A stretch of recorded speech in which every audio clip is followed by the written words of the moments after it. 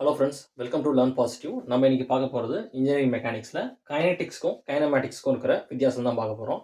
So kinetics அப்படின்னா என்னன்னு பார்த்தீங்கன்னா, முழுக்க முழுக்க அந்த பொருளோட ஃபோர்ஸ், அதோட மாஸ் எவ்வளோ அப்படின்றத பேஸ் பண்ணி தான் இந்த கைனெட்டிக் ஃபோர்ஸ் வந்து ஒர்க் ஆகும். ஆனால் இங்கே பார்த்தீங்கன்னா கைனமேட்டிக்கில் என்ன மோஷனில் இருக்குது அப்படின்றத பேஸ் பண்ணி தான் ஒர்க் ஆகும். அப்போ இந்த இடத்துல நம்மளுக்கு அது ஃபோர்ஸ் எவ்வளோ கொடுத்துருக்காங்க, இல்லை மாஸ் இவ்வளோ அது இருக்குது அப்படின்றது நம்மளுக்கு தேவையே கிடையாது.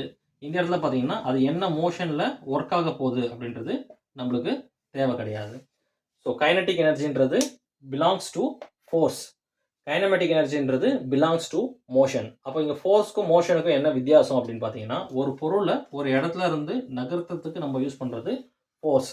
இப்போ நகர்ற அந்த ஃபோர்ஸ்னாலேயோ இல்லை அந்த மாஸும் வந்து ஒரு இடத்த விட்டு நகருது அப்படின்னா அது என்ன மோஷனில் வந்து நகரப்போகுது. ஸோ லீனியர் மோஷனில் நகரப்போதா, இல்லை சர்க்குலர் மோஷனில் நகரப்போதா, இது மாதிரியான மோஷனை மட்டுமே ரிலேட் பண்ணுறது தான் கைனமேட்டிக். ஸோ இந்த வீடியோ உங்களுக்கு பிடிச்சிருக்குன்னு நினைக்கிறேன். பிடிச்சிருந்தால் லைக் பண்ணுங்கள்.